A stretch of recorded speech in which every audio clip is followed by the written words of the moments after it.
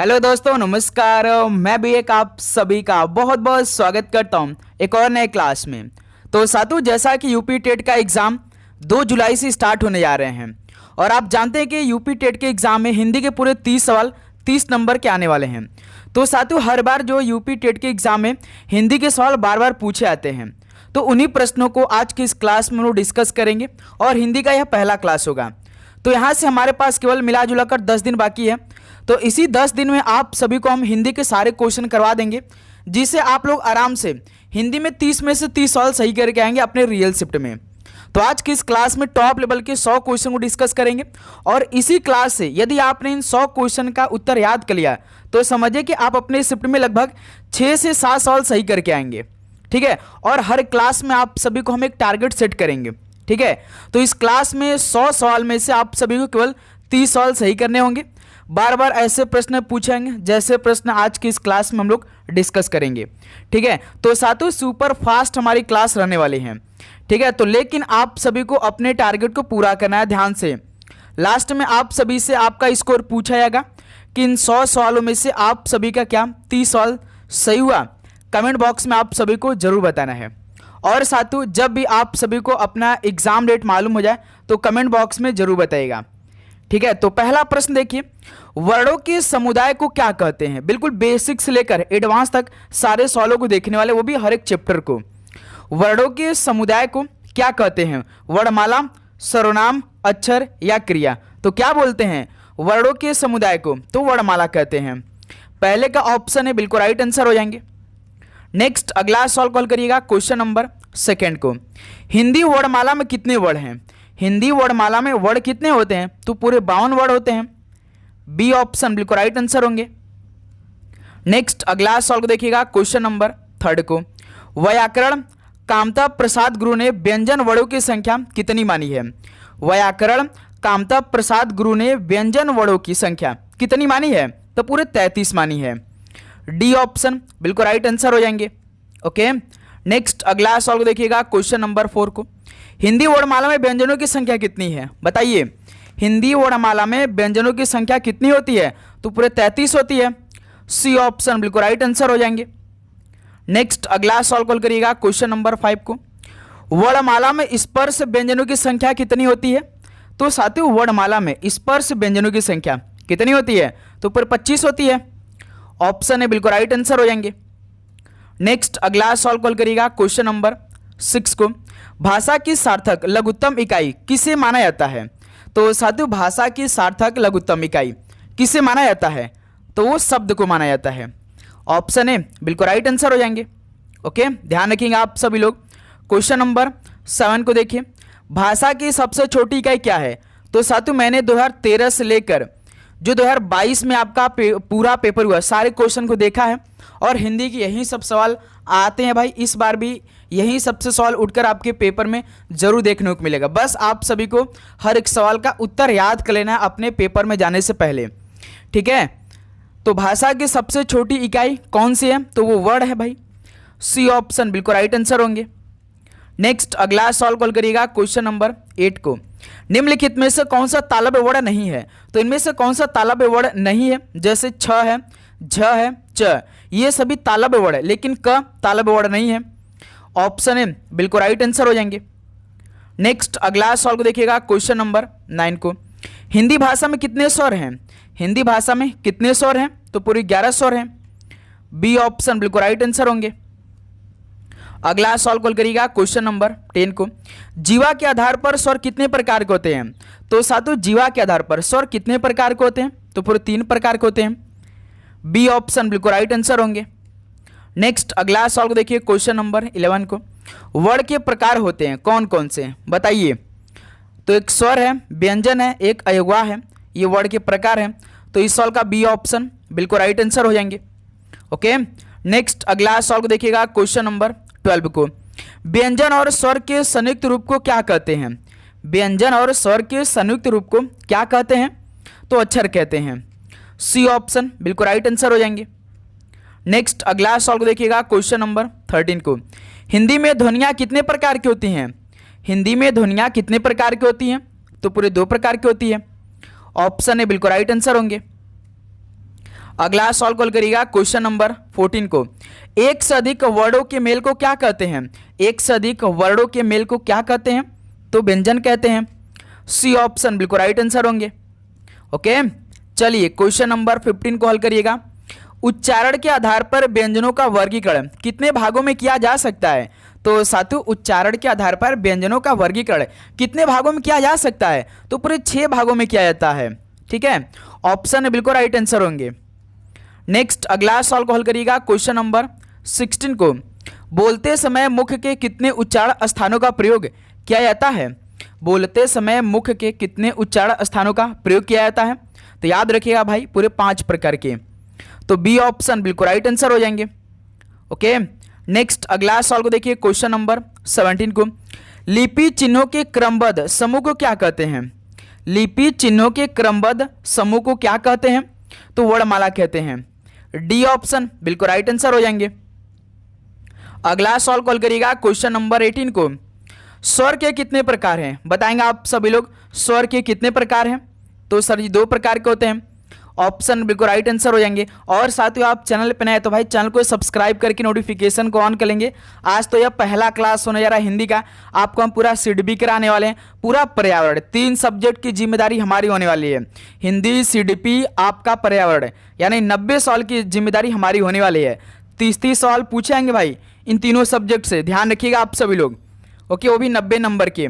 आप सभी को मैक्सिमम 150 क्वेश्चन में से केवल 90 नंबर लाना है, ध्यान रखिएगा भाई। अच्छी तरीके से आप आराम से ला सकते हैं केवल 10 दिन में अपनी तैयारी करके। ठीक है, तो बस आप हर एक क्लास को देखिए, सारे जितने भी क्वेश्चन करवाएंगे उसके आंसर याद करते जाइएगा साथ में। बस यही आप सभी से हम कहेंगे। देखिए, ह्रस्व, दीर्घ और प्लुत किसके प्रकार हैं? तो साथियों, जो ह्रस्व हैं, दीर्घ और प्लुत, ये किसके प्रकार हैं? तो याद रखिए, स्वर के प्रकार हैं। सी ऑप्शन राइट आंसर होंगे। नेक्स्ट अगला सवाल को देखिएगा क्वेश्चन नंबर 20 को। जिनका उच्चारण स्वतंत्रता से होता है और जो व्यंजन के उच्चारण में सहायक होते हैं उसे क्या कहते हैं? जिनका उच्चारण स्वतंत्रता से होता है और जो व्यंजन के उच्चारण में सहायक होते हैं उसे क्या कहते हैं? तो उसे स्वर कहते हैं। बी ऑप्शन राइट आंसर हो जाएंगे। नेक्स्ट अगला सवाल को देखिएगा क्वेश्चन नंबर 21 को। सभी स्वर होते हैं, तो सभी स्वर होते हैं अल्प प्राण। डी ऑप्शन बिल्कुल राइट आंसर हो जाएंगे। ओके, नेक्स्ट अगला सवाल कॉल करिएगा क्वेश्चन नंबर 22 को। हिंदी भाषा में ह्रस्व स्वरों की संख्या कितनी है? तो साथियों, हिंदी भाषा में ह्रस्व स्वरों की संख्या कितनी होती है? तो पूरी 4 होती है। बी ऑप्शन बिल्कुल राइट आंसर हो जाएंगे। हर क्लास इसी तरह सुपर फास्ट क्लास होगी जिससे कि आप सभी को हम रिवीजन पूरा करा सके। लेकिन हाँ, आप सभी भाई हर क्लास को पूरा देखिएगा, क्लास में बीच में आपको नहीं छोड़ना है। यदि आप भी 2 को देने जा रहे हैं एग्जाम, या 3 को या 4 जुलाई को देने जा रहे हैं तो ठीक है। जिन स्वरों के उच्चारण में 2 मात्राओं से अधिक समय लगे वे क्या कहलाते हैं? जिन स्वरों के उच्चारण में 2 मात्राओं से अधिक समय लगे वे क्या कहलाते हैं? तो वे प्लुत स्वर कहलाते हैं। बी ऑप्शन राइट आंसर होंगे। नेक्स्ट अगला सवाल कॉल करिएगा क्वेश्चन नंबर 24 को। मध्य स्वर कहते हैं किसको? मध्य स्वर किसको कहते हैं? अ को मध्य स्वर कहते हैं। डी ऑप्शन राइट आंसर होंगे। अगला सवाल को देखिएगा क्वेश्चन नंबर 25 को। भाषा विज्ञान की दृष्टि से उ किस प्रकार स्वर है? तो साथियों, भाषा विज्ञान की दृष्टि से उ जो है वो किस प्रकार का स्वर है? तो ये पस संवित स्वर है। डी ऑप्शन बिल्कुल राइट आंसर होंगे। नेक्स्ट अगला सवाल को देखिएगा क्वेश्चन नंबर 26 को। अर्ध विवृत स्वर कौन से हैं? अर्ध विवृत स्वर इनमें से कौन से हैं? तो अ है भाई। बी ऑप्शन बिल्कुल राइट आंसर होंगे।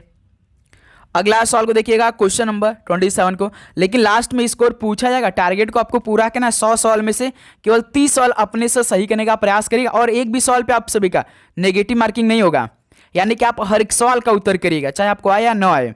इससे क्या होगा कि आपकी तैयारी और भी अच्छी होगी। इससे आपको खुद आकलन मालूम चलेगा कि आपकी तैयारी किस पीक पॉइंट पे है इस टाइम। ठीक है, देखिए, संधि स्वरों के उपभेद कौन सा है? संधि स्वरों के उपभेद इनमें से कौन से हैं? तो एक दीर्घ स्वर है और एक संयुक्त स्वर है। सी ऑप्शन बिल्कुल राइट आंसर होंगे। नेक्स्ट अगला सवाल को देखिए क्वेश्चन नंबर 28 को। संयुक्त स्वर कौन से हैं? इनमें से संयुक्त स्वर कौन से हैं? ए है और अ है। ऑप्शन ए बिल्कुल राइट आंसर होंगे। नेक्स्ट अगला सवाल को देखिए क्वेश्चन नंबर 29 को। ई किस प्रकार के वर्ड हैं? तो साथियों, जो छोटी और बड़ी है ये किस प्रकार के वर्ड हैं? तो ये तालव्य वर्ड हैं। डी ऑप्शन बिल्कुल राइट आंसर होंगे। ओके, नेक्स्ट अगला सवाल को देखिए, क्वेश्चन नंबर 30 को। अनुनासिक स्वर वाला शब्द कौन सा है? अनुनासिक वाला स्वर इनमें से कौन सा शब्द है? वो पाँव है भाई। ठीक है, सी ऑप्शन राइट आंसर होंगे। नेक्स्ट अगला सवाल को देखिए, क्वेश्चन नंबर 31 को। स्वरों के उच्चारण में लगने वाले समय को क्या कहते हैं? स्वरों के उच्चारण में लगने वाले समय को क्या कहते हैं? तो मात्रा कहते हैं। ऑप्शन ए बिल्कुल राइट आंसर होंगे। नेक्स्ट अगला सवाल को देखिए, क्वेश्चन नंबर 32 को। स्वर किसका भेद है? तो साथियों स्वर जो है वो किसका भेद है? तो वर्ण का भेद है। सी ऑप्शन राइट आंसर होंगे। नेक्स्ट अगला सवाल को देखिएगा, क्वेश्चन नंबर 33 को। मात्रा स्वर को क्या कहते हैं? मात्रा स्वर को क्या कहते हैं? तो ध्यान रखिएगा, समरूप यानी कि ग्रेफिम कहते हैं। तो बी ऑप्शन बिल्कुल राइट आंसर हो जाएंगे। नेक्स्ट अगला सवाल को देखिएगा, क्वेश्चन नंबर 34 को। ओ औ किस प्रकार के वर्ड हैं? ओ औ ये किस प्रकार के वर्ड हैं? तो ये कंठोष्ठ प्रकार के वर्ड हैं भाई, ओ और औ। तो डी ऑप्शन बिल्कुल राइट आंसर होंगे। नेक्स्ट अगला सवाल को देखिएगा, क्वेश्चन नंबर 35 को। जिनको ध्वनि केवल मुख से निकलती है वे कौन से स्वर हैं भाई? जिनको ध्वनि केवल यानी जिनकी ध्वनि केवल मुख से निकलती है वे कौन से स्वर हैं? तो ये निरुनासिक स्वर हैं। डी ऑप्शन बिल्कुल राइट आंसर हो जाएंगे। ओके, ध्यान रखिएगा आप लोग। क्वेश्चन नंबर 36 को हल करिएगा आप लोग। हिंदी की अग्र अवृत्ताकार संवित स्वर ध्वनि कौन से हैं? हिंदी की अग्र अवृत्ताकार संवित स्वर ध्वनि इनमें से कौन सी है? तो ध्यान रखिएगा साथियों, ई है। बी ऑप्शन बिल्कुल राइट आंसर होंगे। नेक्स्ट अगला सवाल को देखिए, क्वेश्चन नंबर 37 को। घ का उच्चारण स्थान कौन सा होता है? घ का उच्चारण स्थान कौन सा है? भाई आपने याद किया होगा, क त म द क च ट त प, पांचों वर्ग आपने याद किया है ना। तो बताइए घ का उच्चारण स्थान कौन सा, किस वर्ग में आता है? तो ये कंठ में आता भाई। तो बी ऑप्शन बिल्कुल राइट आंसर होंगे। क्लियर? चलिए क्वेश्चन नंबर 38 को देखिए। निम्न में एक कंठ वर्ड कौन सा है? कंठ वर्ड इनमें से कौन सा है? तो अ एक कंठ वर्ड है। बी ऑप्शन बिल्कुल राइट आंसर होंगे। नेक्स्ट अगला सवाल को देखिए, क्वेश्चन नंबर 39 को। किस व्यंजन के उच्चारण में जीवा तालु से नहीं टकराती है? किस व्यंजन के उच्चारण में जीवा जो कि तालु से नहीं टकराती है? तो भाई घ के उच्चारण में जीवा तालु से नहीं टकराती है। सी ऑप्शन राइट आंसर होंगे। अगला सवाल को देखिए, क्वेश्चन नंबर 40 को। च छ ज झ इया का उच्चारण स्थान किससे होता है? च छ ज झ इया का उच्चारण स्थान भाई तालु से होता है ना। तो सी ऑप्शन बिल्कुल राइट आंसर होंगे। ठीक है, नेक्स्ट अगला सवाल को देखिए, क्वेश्चन नंबर 41 को। हिंदी की स ध्वनि कैसी है? हिंदी की जो स है ध्वनि वो कैसी है, वो कौन सी है? वो तालव्य ध्वनि है। तो बी ऑप्शन बिल्कुल राइट आंसर होंगे। नेक्स्ट क्वेश्चन नंबर 42 को देखिएगा। उच्चारण स्थान के आधार पर इया व्यंजन कौन से हैं? बताइए भाई, उच्चारण स्थान के आधार पर इया व्यंजन वो कौन से हैं? तो तालव्य हैं। ऑप्शन ए बिल्कुल राइट आंसर होंगे। अगला सवाल देखिए, क्वेश्चन नंबर 43 को। निम्नलिखित में से किसका उच्चारण स्थान मूर्धा नहीं है? तो साथियों किसका उच्चारण स्थान मूर्धा नहीं है? जैसे री तो है भाई, स भी है और ट है, लेकिन त जो है इसका उच्चारण स्थान मूर्धा नहीं होता है। तो बी ऑप्शन बिल्कुल राइट आंसर होंगे। क्लियर? नेक्स्ट अगला सवाल देखिए, क्वेश्चन नंबर 44 को। आधा ये ड है, इसका उच्चारण स्थान कौन सा होता है? ये साथियों आधा ड है, इसका उच्चारण स्थान होता है तो किसका? तो मूर्धन्य का। ठीक है, सी ऑप्शन राइट आंसर होंगे। अगला सवाल कॉल करिए, क्वेश्चन नंबर 45 को। ट वर्ग में किस प्रकार के व्यंजन है? ट वर्ग में किस प्रकार के व्यंजन है? तो मूर्धन्य है। सी ऑप्शन राइट आंसर होंगे। अगला सवाल को देखिए, क्वेश्चन नंबर 46 को। उच्चारण स्थान की दृष्टि से कौन सा विकल्प शुद्ध है? उच्चारण स्थान की दृष्टि से कौन सा विकल्प सही है ये आपको बताना है। स दंत ठीक है, जो ये स है शरीफा स वाला ये तालु से होता है भाई। किससे होता है? तालु से, ध्यान रखिएगा। और ये षटकोण सा वाला किससे होता है? मूर्धा से होता है भाई।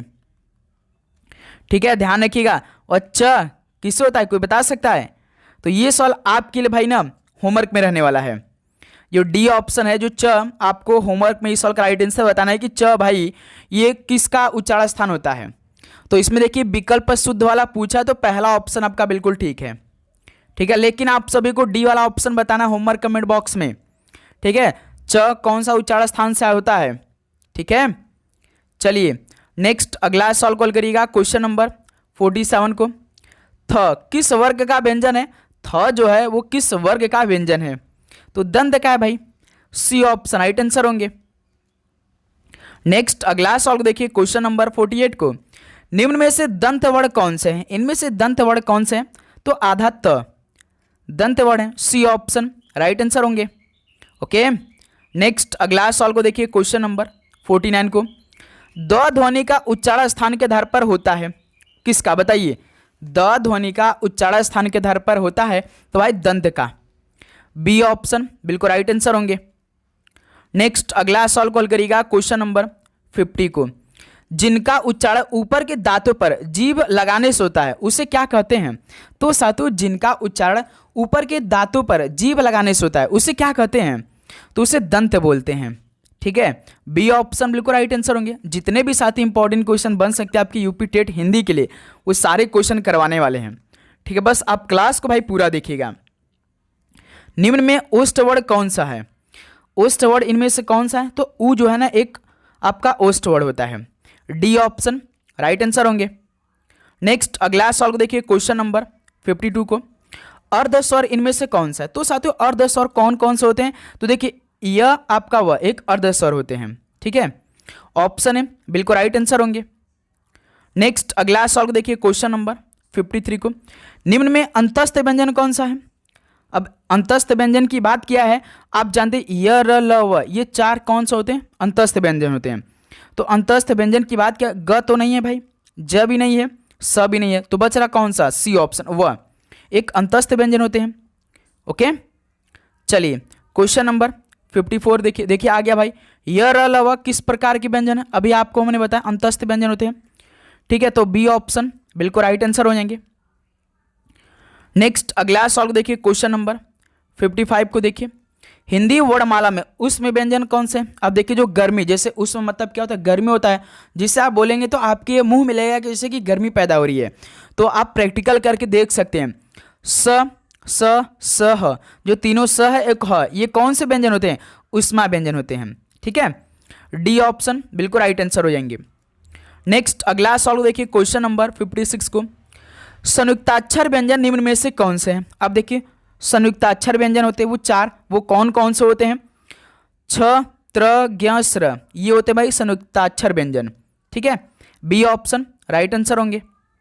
नेक्स्ट अगला सवाल देखिए क्वेश्चन नंबर 57 को। त्र वर्ण किन वर्णों के सहयोग से बना है? त्र वर्ण ये किन वर्णों के सहयोग से बना है? तो याद रखिए भाई आधा त प्लस र से बना है त्र, तो बी ऑप्शन राइट आंसर होंगे।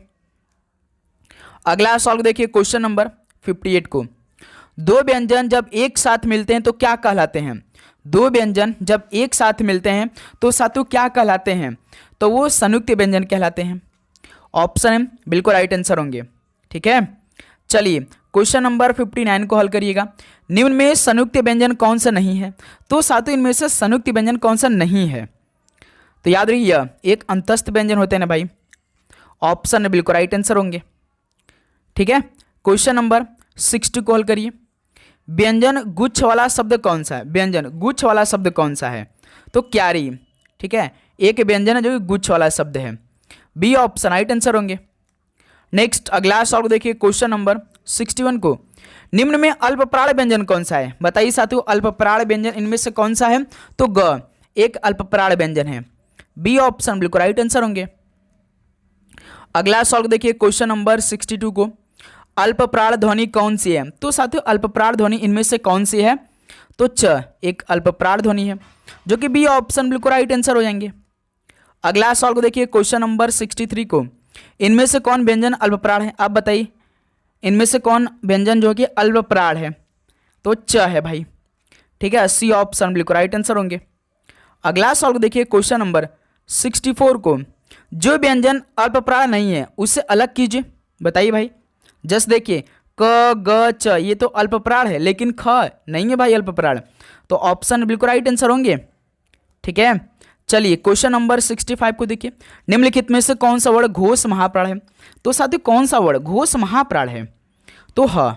ठीक है, एक घोष महाप्राण है, डी ऑप्शन राइट आंसर होंगे। नेक्स्ट अगला सवाल देखिए 66 को। निम्नलिखित में से अघोर अघोष महाप्राण ध्वनि कौन सी है, बताइए।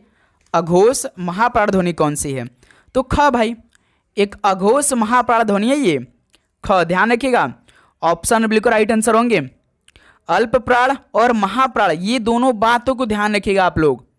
क्वेश्चन नंबर 67 देखिए, कौन सी ध्वनि महाप्राण नहीं है, इनमें से कौन सी ध्वनि महाप्राण नहीं है, तो ज, ध्यान रखिएगा भाई।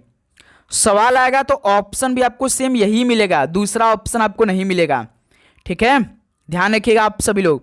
क्वेश्चन नंबर 68 को देखिए, एक शब्द में महाप्राण व्यंजनों का प्रयोग नहीं हुआ है, तो वो कौन सा ऑप्शन है। एक शब्द में महाप्राण व्यंजनों का प्रयोग नहीं हुआ है, तो साथियों जोगन में नहीं हुआ है, तो डी ऑप्शन इस सवाल का राइट आंसर होंगे। क्लियर, ध्यान रखेंगे आप सभी लोग। नेक्स्ट अगला सवाल देखिए, क्वेश्चन नंबर 69 को, सभी महाप्राण वर्ण वाला समूह कौन सा है। सभी महाप्राण वर्ण वाला समूह कौन सा है, तो देखिए ख है, छ है और ठ है, ये सभी महाप्राण वर्ण हैं, ठीक है, ऑप्शन ए बिल्कुल राइट आंसर होंगे। नेक्स्ट अगला सवाल देखिए, क्वेश्चन नंबर 17 को, हिंदी के स्पर्श व्यंजन के पांचों वर्गों के दूसरे और चौथे वर्ण होते हैं, कौन कौन व्यंजन, बताइए। हिंदी के स्पर्श व्यंजन के पांचों वर्गों के दूसरे और चौथे वर्ण होते हैं, तो वो साथियों महाप्राण व्यंजन होते हैं। बी ऑप्शन बिल्कुल राइट आंसर होंगे। ओके, चलिए क्वेश्चन नंबर 71 को देखिए, किन वर्णों के उच्चारण में हवा स्वर तंत्रियों से बिना टकराए बाहर आती हैं, बताइए। किन वर्णों के उच्चारण में हवा जो स्वर तंत्रियों से बिना टकराए बाहर आती हैं, वो कौन से होते हैं, वो अघोष वर्ण होते हैं, ठीक है, बी ऑप्शन बिल्कुल राइट आंसर होंगे। नेक्स्ट क्वेश्चन नंबर 72 को देखिए, नाद क्रिया के आधार पर व्यंजन का कौन सा युग्म सही है। नाद क्रिया के आधार पर व्यंजन का कौन सा युग्म सही है, तो घोष अघोष सही है भाई, नाद क्रिया के आधार पर बताना था, ठीक है, बी ऑप्शन राइट आंसर होंगे। नेक्स्ट अगला सवाल देखिए, क्वेश्चन नंबर 73 को, स्वर तंत्रियों के आधार पर व्यंजनों को कितने वर्गों में बांटा गया है, तो साथियों स्वर तंत्रियों के आधार पर व्यंजनों को कितने वर्गों में बांटा गया है, तो पूरे 2 वर्गों में बांटा गया है, बी ऑप्शन राइट आंसर होंगे। अगला सवाल देखिए, क्वेश्चन नंबर 74 को, जिन ध्वनियों की गणना न स्वर में की जाती है न व्यंजन में, उसे क्या कहते हैं, तो साथियों जिन ध्वनियों की गणना न स्वर में की जाती है न व्यंजन में, उसे क्या कहते हैं, तो उसे अयोगवाह बोलते हैं, डी ऑप्शन बिल्कुल राइट आंसर होंगे। नेक्स्ट अगला सवाल देखिए, क्वेश्चन नंबर 75 को, विसर्ग का उच्चारण स्थान कौन सा होता है। विसर्ग जो होता है इसका उच्चारण स्थान कौन सा होता है, तो कंठ होता है भाई, ध्यान रखिएगा, डी ऑप्शन राइट आंसर होंगे। नेक्स्ट अगला सवाल देखिए, क्वेश्चन नंबर 76 को, हिंदी वर्णमाला में अंग और अह क्या होते हैं, बताइए। हिंदी वर्णमाला में जो अंग और अह होते हैं वो कौन से होते हैं, तो अयोगवाह होते हैं, सी ऑप्शन राइट आंसर होंगे। नेक्स्ट अगला सवाल देखिए, क्वेश्चन नंबर 77 को, ऐसी कौन सी 2 मात्राएं हैं जिनका प्रयोग तो किया जाता है किंतु उनका समावेश स्वर में नहीं किया जाता। ऐसी कौन सी 2 मात्राएं हैं जिनका प्रयोग तो किया जाता है किंतु उनका समावेश स्वर में नहीं किया जाता है, वो कौन से हैं, तो अंग और अह, जिसे हम लोग अयोगवाह के नाम से जानते हैं, बी ऑप्शन राइट आंसर होंगे। नेक्स्ट अगला सवाल देखिए, क्वेश्चन नंबर 78 को, प्रयत्न के आधार पर लग किस प्रकार की ध्वनि है, इसको साथों आप इंपॉर्टेंट का टैग देंगे, इस पर हम डबल स्टार बना रहे हैं क्योंकि ये सवाल आपके पेपर में पूछा जा सकता है कि प्रयत्न के आधार पर लग किस प्रकार की ध्वनि है, तो याद रखिए पार्श्विक ध्वनि है, ठीक है, ऑप्शन है बिल्कुल राइट आंसर है। अगला सवाल देखिए, क्वेश्चन नंबर 79 को, निम्नलिखित में से पार्श्विक ध्वनि कौन सी है, बताइए साथियों, अभी सवाल कराया था पार्श्विक ध्वनि कौन सी है, तो ध्यान रखिए ल केवल अकेला ही है ये भाई, ठीक है, बी ऑप्शन राइट आंसर होंगे। क्वेश्चन नंबर 80 को हल करिए, ड़ और अढ़ को क्या कहा जाता है, बताइए साथियों, ड़ और अढ़ को क्या कहते हैं, तो भाई विकसित वर्ण बोलते हैं, ठीक है, सी ऑप्शन बिल्कुल राइट आंसर होंगे। नेक्स्ट अगला सवाल देखिए, क्वेश्चन नंबर 81 को, प्रकंपी व्यंजन कौन से इनमें से, प्रकंपी व्यंजन, तो र एक प्रकंपी व्यंजन है, सी ऑप्शन राइट आंसर होंगे। अगला सवाल देखिए, क्वेश्चन नंबर 82 को, पक्षी में कितने व्यंजन वर्ण हैं, तो साथियों जो पक्षी होते हैं इसमें कितने व्यंजन वर्ण हैं, तो पूरे 3 व्यंजन वर्ण है पक्षी में, सी ऑप्शन राइट आंसर होंगे।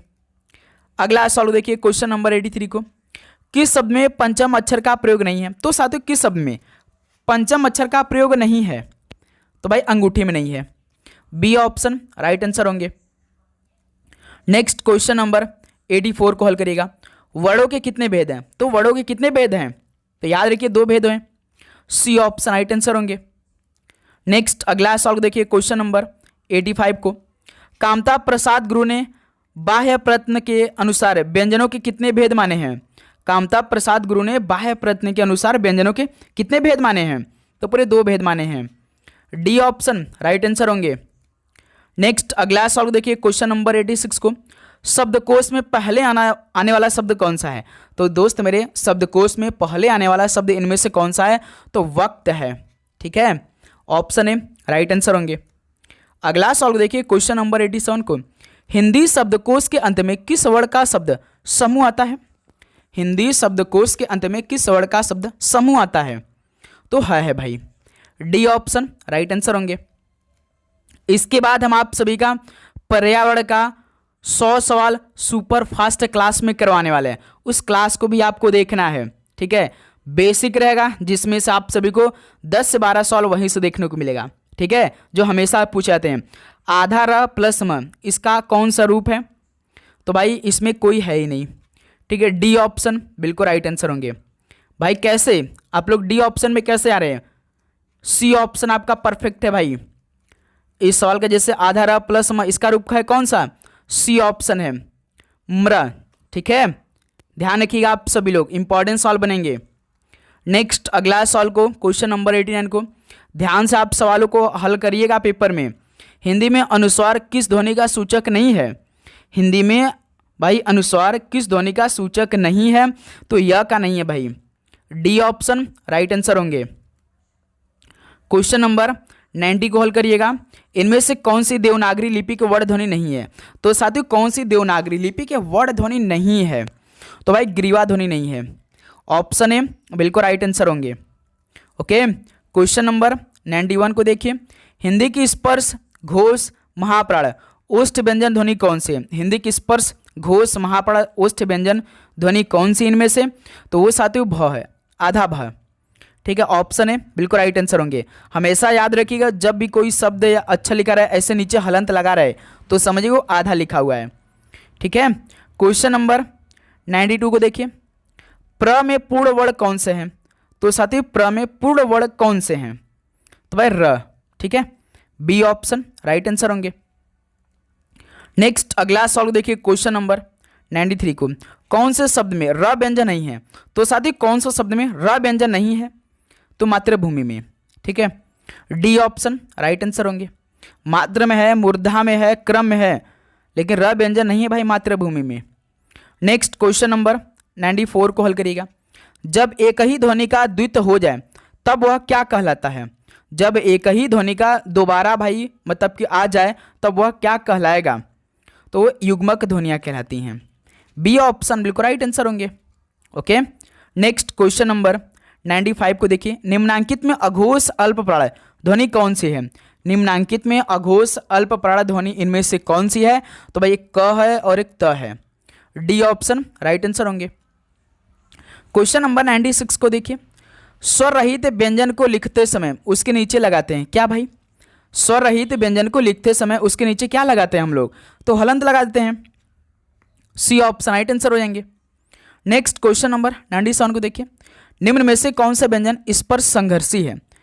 तो इनमें से कौन सा व्यंजन स्पर्श संघर्षी है? तो ज।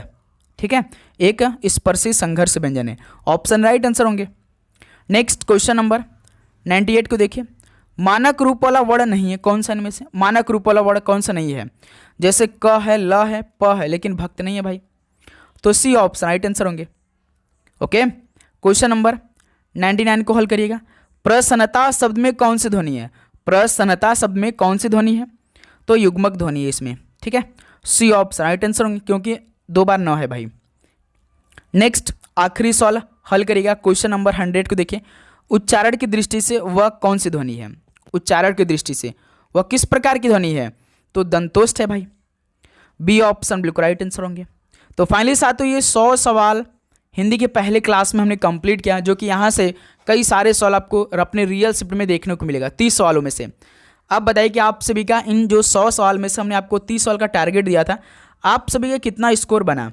सभी स्टूडेंट कमेंट बॉक्स में जरूर बताएंगे। तो सबसे पहले आप सभी को एग्जाम के लिए best of luck, God bless you.